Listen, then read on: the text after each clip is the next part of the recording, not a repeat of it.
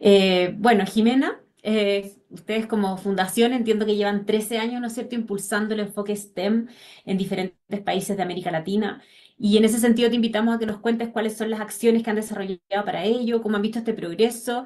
Estamos como bien en el tiempo, o sea, bien en el límite de tiempo. Así que, a ver, Jimé, si optimizamos y después para poder tener un espacio de preguntas también, ya que han salido hartas en el chat. Así que bienvenida, Jimé, muchas gracias.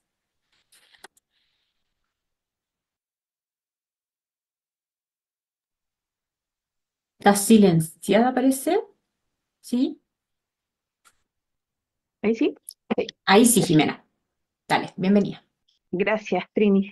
Bueno, buenas tardes para todas y todos. Voy a ir rápido por esta presentación para que podamos tener tiempo para la discusión final. Lo primero es decirles que en el caso de la Fundación Simon Stiftung y de esta presentación también me voy a situar desde los desafíos de la región y desde la sociedad civil para pensar cómo desde allí podemos aportar a las políticas públicas en este tema. Les cuento muy rápidamente que la Fundación Internacional Simon Stiftung es una fundación sin fines de lucro que fue fundada en Alemania para promover el desarrollo social sostenible y que el quehacer de la fundación se desarrolla en África, Europa, India y Latinoamérica para abordar tres áreas: acceso a servicios básicos, sociedades conectadas y clima y sostenibilidad, y eso lo hacemos desde tres ámbitos: la educación, el emprendimiento social y la cultura.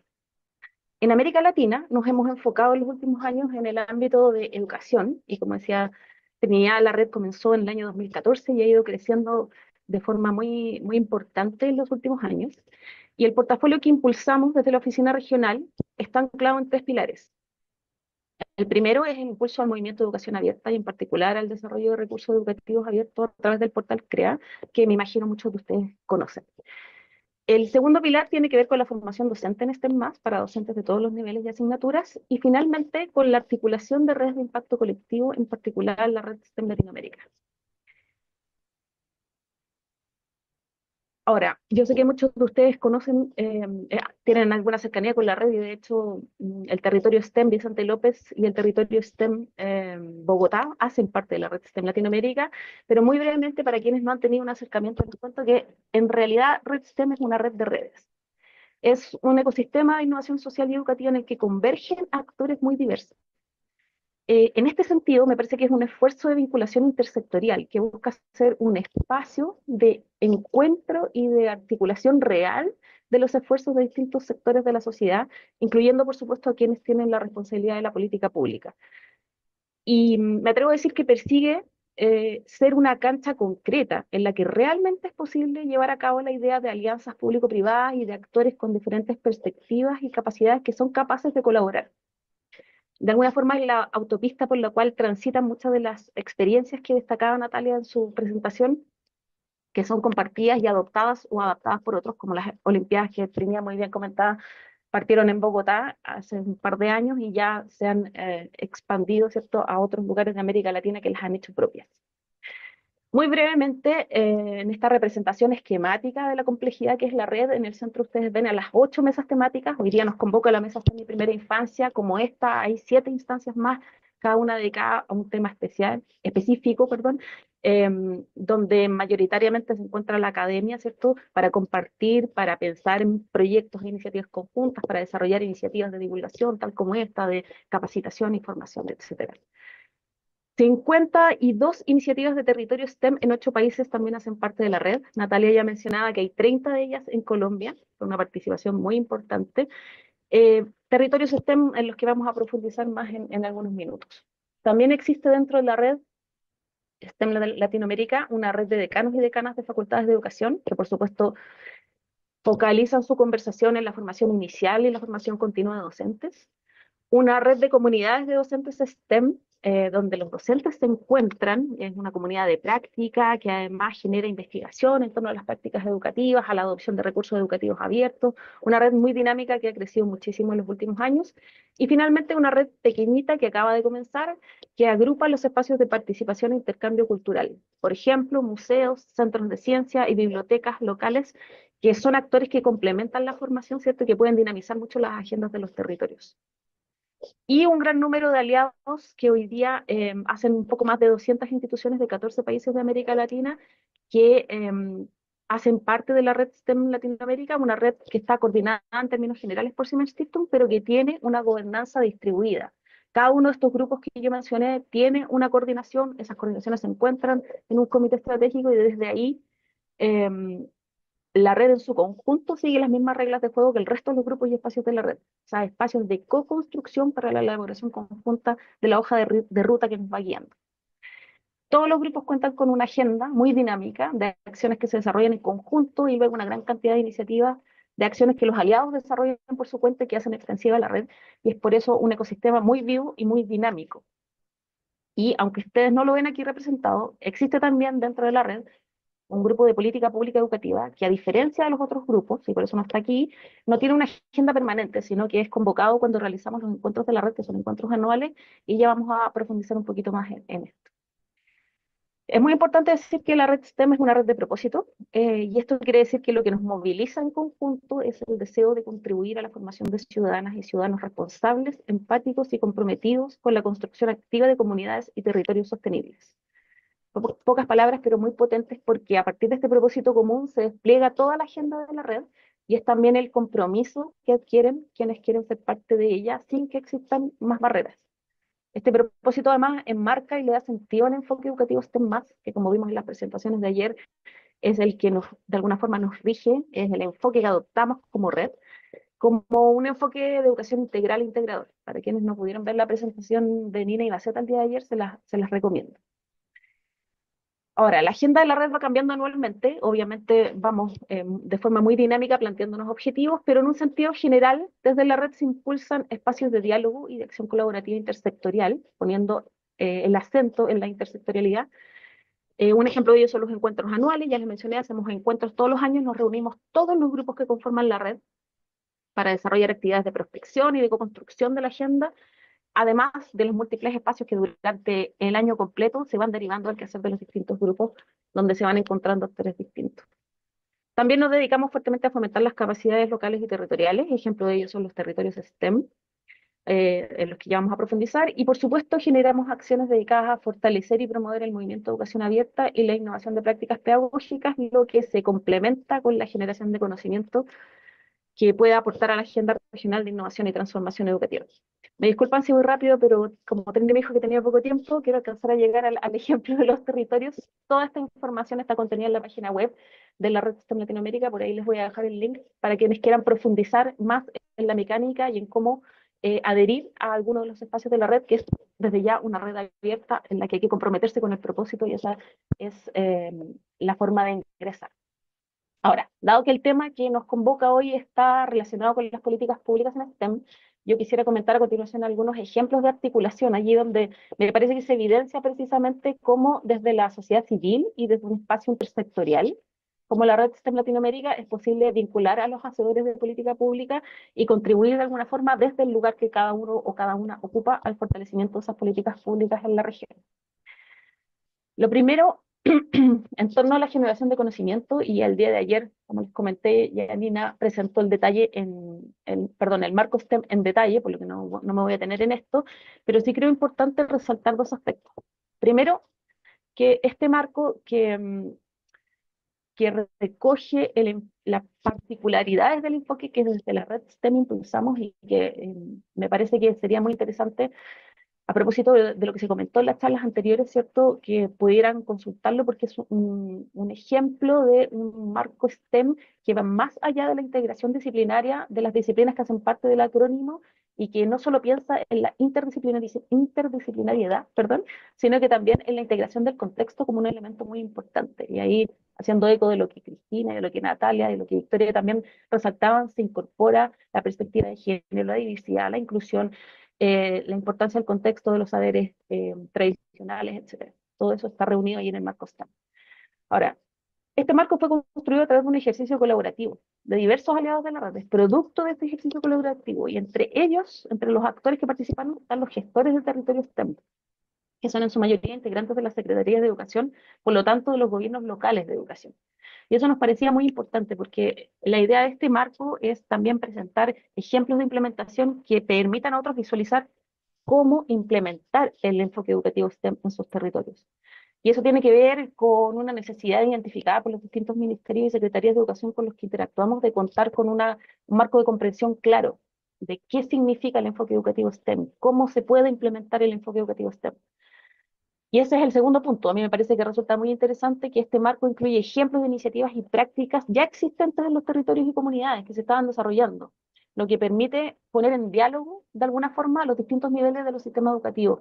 Al poner conocimientos y experiencias diversas en común, formalizarlas en este documento y, de alguna forma, contribuir a esas claridades que la política pública necesita para implementar el enfoque y para eh, ponerlo en marcha, implementarlo concretamente, digamos, en las comunidades educativas.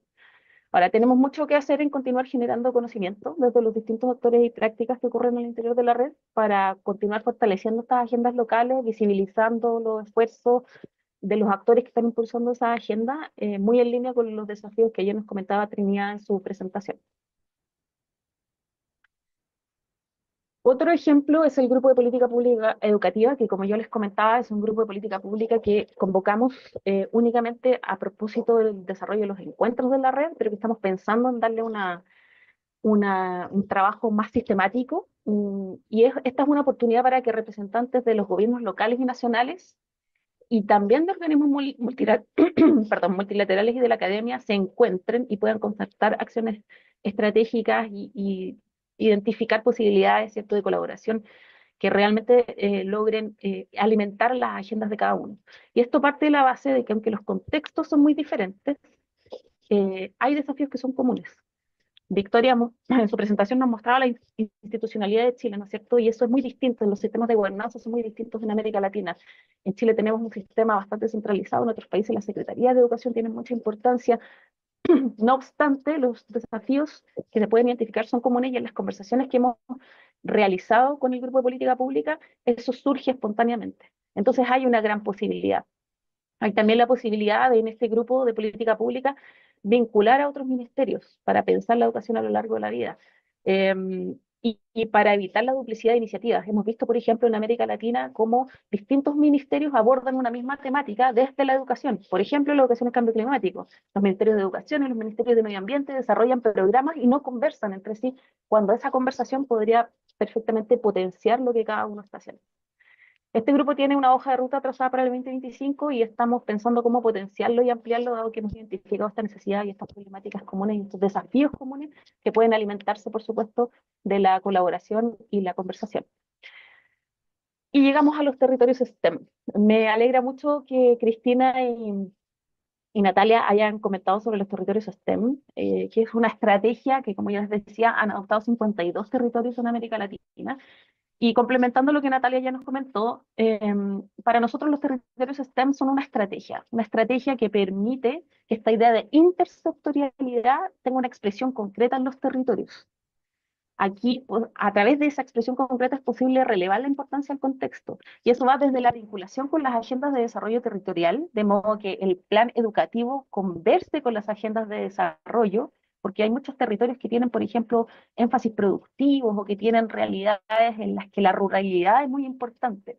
Si los planes educativos no conversan con esas realidades, es difícil poder avanzar, pero además se pierden muchas oportunidades de sinergia hasta una importancia del contexto que se puede expresar en que las experiencias de aprendizaje dentro del aula también lo consideren. Y los territorios son una estrategia, son un paraguas muy grande, una narrativa dentro de la cual es posible, o a través de la cual es posible convocar a muchos actores a conversar. Por supuesto, son iniciativas de impacto colectivo que están situadas geográficamente y nosotros, a través del acompañamiento que hacemos desde la Fundación Semerstiftung a los 52 territorios, hemos logrado identificar aquellas cosas que son importantes de tener en cuenta al momento de avanzar con la idea de un territorio STEM y eso lo hemos convertido en un modelo de madurez. Aquí ustedes ven las 4 dimensiones de este modelo de madurez. No voy a entrar en detalle, pero el documento está disponible y libre en internet, ahí les dejé el código QR. Y esas 4 dimensiones son las que debiesen al menos estar a la base de la conversación para la constitución de un territorio STEM y para la madurez de los territorios de modo que puedan seguir avanzando. Aquí una vista muy rápida de las 52 iniciativas de territorio STEM existentes en América Latina, simplemente contarles que aquí hay una gran diversidad de estructuras, de focos, de énfasis, de aliados que hacen parte de los territorios, porque evidentemente dentro de cada territorio hay una estructura en la que no solo hay un ente que moviliza el territorio en el rol de gestor, sino que la idea precisamente detrás de un territorio es muchos actores que son convocados en torno a un propósito común y luego ese propósito es transformado en una agenda compartida. Y es allí donde comienzan a verse concretamente la expresión de esas posibilidades de intersectorialidad y de enriquecer el desarrollo de la política pública educativa local con esa mirada territorial. Un pequeño ejemplo para complementar lo que Cristina y Natalia ya nos comentaron respecto a sus propios territorios. Traigo hoy como ejemplo el territorio Estemi-Tahuí, un municipio ubicado en Colombia, en el departamento de Antioquia, un municipio muy dinámico, con un gran dinamismo económico y que ha definido que su enfoque territorial tiene que ver con la formación de las personas en habilidades tecnológicas desde edades tempranas y a lo largo de todo el ciclo vital. ¿Por qué traigo este ejemplo? Porque me parece interesante y permite graficar muy concretamente, ¿cierto?, qué significa esto de la intersectorialidad y cómo la política pública puede convocar a otros actores y cómo esos actores pueden enriquecer a su vez la política pública. En el caso del territorio Estemi-Tahuí han constituido una mesa municipal en la que se reúne la Secretaría de Educación con rectores, rectoras, coordinadores, docentes, representantes de las entidades aliadas que ustedes ven allí, y a través de esa mesa territorial van incluyendo e incorporando a la planificación que tienen del territorio STEM, ¿cierto? Las iniciativas que esos aliados quieren desarrollar, de modo de precisamente evitar la duplicidad de acciones y fortalecer la agenda de ese territorio a través de la vinculación de los esfuerzos de cada una de esas instituciones. Por supuesto que las temáticas nuevamente son similares. Si ustedes ven a lo que se ha dedicado esta mesa, ¿cierto? A la formación de docentes de todos los niveles educativos, a la articulación con el sector productivo, etcétera. Allí también identificamos esos espacios en común, esos desafíos en común que tienen los territorios y es por eso que resulta tan importante la red como un espacio en el que aquellos que tienen desafíos comunes se encuentran. Todos los territorios tienen un grupo, se encuentran, comparten, interactúan, colaboran, etc. Y esa es la idea de la red STEM Latinoamérica. Yo tengo otro ejemplo, Trini, pero dime tú si alcanzamos o no. Si no, lo dejamos aquí y pasamos a las siguientes preguntas. Termina con el ejemplo, si quieres. Danos el otro. Muy rápidamente.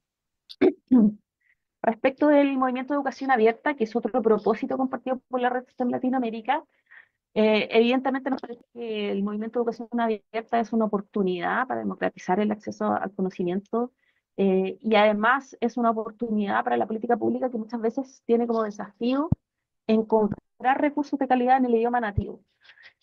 Nosotros adherimos y junto con el TEC de Monterrey y la Cátedra de UNESCO para el Movimiento Educativo Abierto en América Latina que ellos tienen, ¿cierto? Hemos desarrollado una estrategia para fortalecer el movimiento de educación abierta dentro de la red.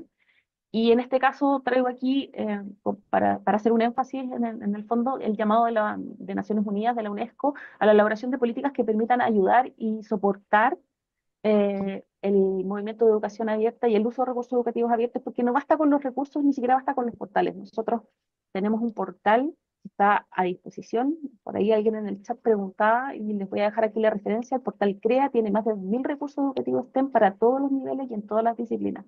Pero no basta con eso.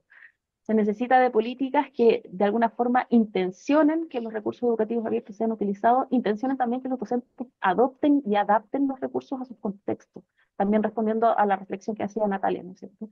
Y es por eso que nos parece muy importante tener en cuenta estos datos. El 90% de los recursos educativos abiertos que están disponibles fueron creados en el norte global, decimos, ¿no es cierto? O sea, en el hemisferio norte. El 92% de los recursos está disponible en un idioma diferente al español. El 14% de los repositorios ofrece material, solo el 14% de los repositorios ofrece material para educación básica y solo el 6,3% de los repositorios tiene origen en América Latina. Es decir, que aquí tenemos una gran oportunidad para continuar fortaleciendo y aportando, porque finalmente, como no basta con el repositorio, lo que necesitamos es la convergencia de muchos actores que de alguna forma se apropien de estos recursos, y es por eso que es tan importante, así lo pensamos nosotros, en la red STEM Latinoamérica, esta idea de muchos actores distintos, docentes, académicos, decanos, hacedores de política pública que se encuentran para enriquecer la tarea de cada uno y para fortalecer esta idea de un ecosistema en la que otros caminos alternativos también son posibles. Gracias.